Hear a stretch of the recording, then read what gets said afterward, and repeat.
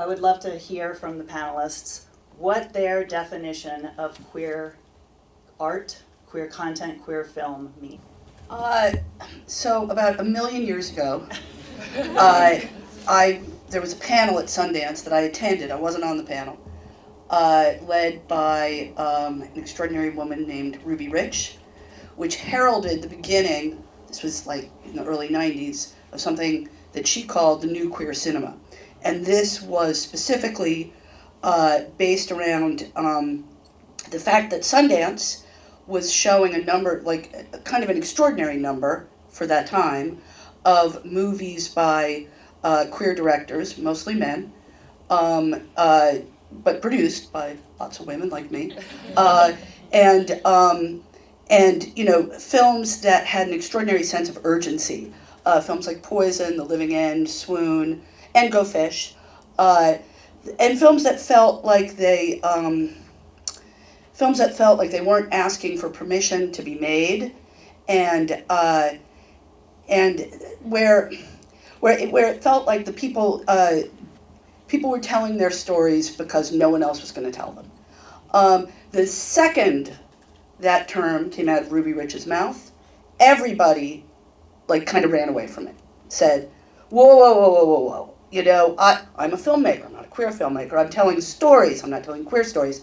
So it's kind of interesting to me, just like from a, you know, and I'm not saying that I did or didn't do that. I think at the time we were all grappling with the idea that that we wanted to be on the same playing field as any other filmmaker. We wanted our movies, because at that time that's kind of all there was.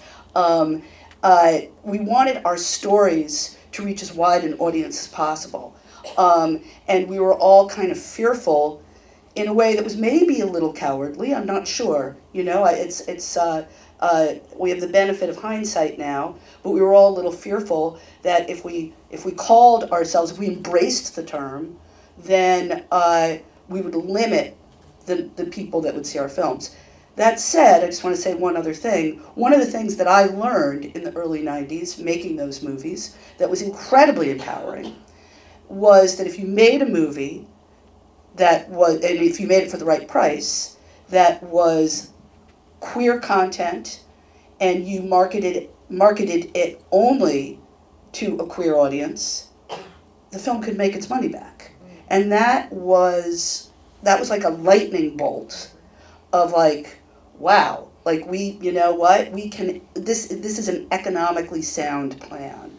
And I can't tell you how much that kind of, that really changed the way I thought about how I could continue on this trajectory. So I don't know if I'm really answering the question. No, that's really interesting. Or just answering the question I prefer to answer. But feel free to have your way with my question. But I just wanted to give some perspective, and it's really interesting now to listen to you guys talk about really embracing the term in ways that that I think are really interesting. I mean, what we got stuck in back then, for a long time, was, well, what is queer? Like, what does that really mean? What if it, you know, is the subject matter? What if the director isn't? What do you do with Brokeback Mountain? What do you do with, you know, et cetera, et cetera? So now I feel like with filmmakers or content makers, storytellers like you guys, it just feels really, really empowering again. Do you think that the designation of queer content or the categorization of LGBTQ content actually, in this day, helps you find an audience or may inhibit you? And then a secondary aspect to that, and go wherever you want to with it, is film potentially the least progressive medium we have in content? I do think it's so interesting to hear you talk about grappling with those labels, because I think that's the process of how media is made. Right. We first go through the process of, okay, this is gay. Oh, I don't want to be called gay, because white men get to be asked about their process, and all of us have to talk about our identity constantly. What's it like to be a woman? What's it like to be gay? What's it like with race? What's it like with being trans? And so we are limited to talking solely about our identity instead of our process and about what cameras we use and how did you pick that angle and the things that other filmmakers get to talk about when their identity is taken for granted. But I do think that we've been able to move into this label where And Gen Z, I'm a millennial, Gen Z is even more interesting in that they're truly post-label, don't even care. If you ask them if they're gay or bi, they're like, why are you asking? I'm pan, they say all these things that they don't even care, but it's because of the work that you were able to do, and I think we have to live in spaces where first we fight for our right to be defined or not defined as we want. And queer now, even as a term, is controversial to some people, right, because some people feel, a lot of people grew up in an era where it was very derogatory. And so now for me, I just find that it encapsulates well because I have a trans sibling too, and we both fit under the umbrella of queer a lot easier than we do under certain acronyms. But I do think that to your point of now, where does all this begin to be defined? Most of the content I make is for a phone that's 3 inches big, a screen that's 3.5 inches big, but it might reach, people, because it's on YouTube, it goes all over the world. And I have people in India who said that my short helped them come out. I'm like, what does that even mean? I can't conceptualize that. But I just wanted to point out that I think it's so interesting what you're saying, because we are in a state, I think each of us represents a different stage of this definition, and I'm interested to see how it evolves. I'm not a label person, and I'm not Gen Z, I'm a millennial, but I have just now started to use the term queer to define myself. And I remember in film, the first time I saw a queer person was in The Color Purple.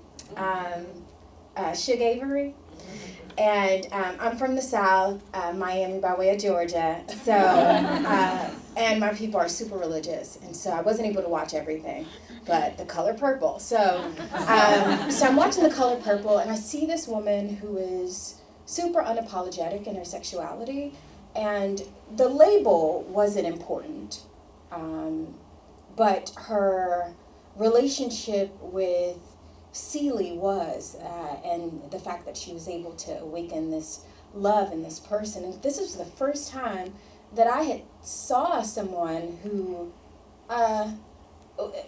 like me but not like me. I mean, I don't sing the blues and stuff, but I am, I like women, I like men, but it was the first time that I had seen someone who so easily was able to maneuver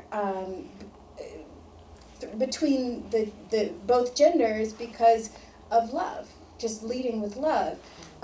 So I just wanted to say that queer being such an inclusive label, I think it's great. I don't know if necessarily it's needed. I'm liking what Gen Z is doing, like, who the fuck cares, right? But I think it is necessary and it is needed to push the conversation forward, to demystify what queer culture is. I think it's becoming harder to determine exactly what is a gay film and what isn't, or a gay television show or not. I mean, I think you see gay characters in something, and maybe, whether or not it's about homosexuality, I think there's a sense of that it doesn't have to be in one box or the other, and there's some blurriness there. I call it the CW effect. What is happening right now is every CW show has to have a bisexual woman on it now. And so, but I tell you, I'm on Tumblr, and all the young gays are here for CW because we're like, oh my god, there's bisexual women on every single one of these shows. And it used to be a sweeps thing, right? Like for the sweeps episode, it'd be like, and now 2 women are gonna kiss. And that's when I would be like, where's our VCR tape? I need to, that was all I got. But now it's really cool that I do think we have reached a mainstream point where the CW is very mainstream. It's not high production value for most of its shows. And yet we are reaching permeation that allows people to be freer when young people can see queer people existing in whatever form or definition. And they're queer superheroes. They're queer people on Jane the Virgin who are also Latinx. They're queer people because so many bisexual women exist on all of their shows, you don't just have one narrative of what a queer person who has to come out and struggle. I call it the sad lesbian dilemma of just all lesbians must be sad and never be together. And I love rom-coms. I just want happy lesbians in the world. I want people to be awkward and flirt with each other and not die. For Christine, on that point, when you are thinking about the stories you want to tell, are you thinking about the outlet where you are going to distribute them first or after the story is? Well, yeah, I mean, and God, I don't even know what gen I am. I'm probably I think we're pre-gen. X. Yeah. I mean, I think that, and this goes back to part of your original question, specifically, is film the least, right now, the least progressive? And for us at Killer, I think every time we find a story we really want to tell, we have to sort of interrogate that story at a number of different levels. First and foremost, because we are known primarily as a theatrical film company. Is it theatrical? What makes it theatrical? What makes anything theatrical? And then you have to ask yourself, what makes you go to a movie? What makes you decide that it's important enough, that you go, instead of waiting for it to come to you, instead of waiting to pirate it, instead of, waiting for you to be able to just like click on it on whatever platform you use. And that's, what drives people into the cinema, a sense that you want to be part of the conversation. I think, for some movies, I think for Carol, for example, that worked. People, all different kinds of people it was the movie stars, it was the story, and it was wanting to be able to talk about it with your peers. But then if something doesn't quite check those boxes, it doesn't mean it isn't worth making. Or it isn't worth making in, and we are doing more television. One television show we're doing right now is a show called This Close for Sundance Now, which has a very strong gay element. I'm happy that one person in the audience has watched it. But I hope that, hopefully, it just got a second season, so hopefully that will change.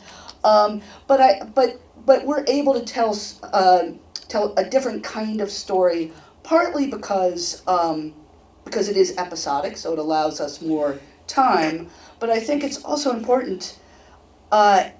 Film has become incredibly risk averse. The studios are not making character-driven dramas of any kind, So where are those? But we still want to see those stories. So where do they go? And I think they are going more and more to streaming platforms, television, whatever you want to call that, longer form content. And it's amazing. I think we're sort of in a golden age of it. And I thought 10 years ago we were in a golden age. So now we're like in a continuing golden age. How do you feel about, so I do love the movies and that will never escape me, and I love going just because of the cinema and the nostalgia of it, but a lot of, particularly I remember trying to get a hold of Boys Don't Cry when I was younger, and now a lot of LGBT films, I remember seeing them and being like, this is never going to be released in my suburban theater. Right. And even now in LA, it's like I have to go to the ArcLight specifically to watch so many of these films. So how do you feel as a producer about VOD and simultaneous release and allowing people to see it in the cinema, but also allowing some kid in Iowa to buy it secretly? I feel really good about it for exactly those reasons. Yeah. I mean, I think now, in terms of, the art house audience is old. I mean, they are like, and every year they get older. And to be a successful content maker, which I feel like all of you guys are, you have to know who your audience is, and you have to know how to reach them. And sometimes you make a movie where, that's if it's aimed at young people, unless it's a superhero film, they're not going to watch it in the theater. They're just not. But they will watch it. They just want to watch it on their terms. And so that's, as storytellers, we have to figure that out. And this notion of theatrical or bust, it's just got to go away.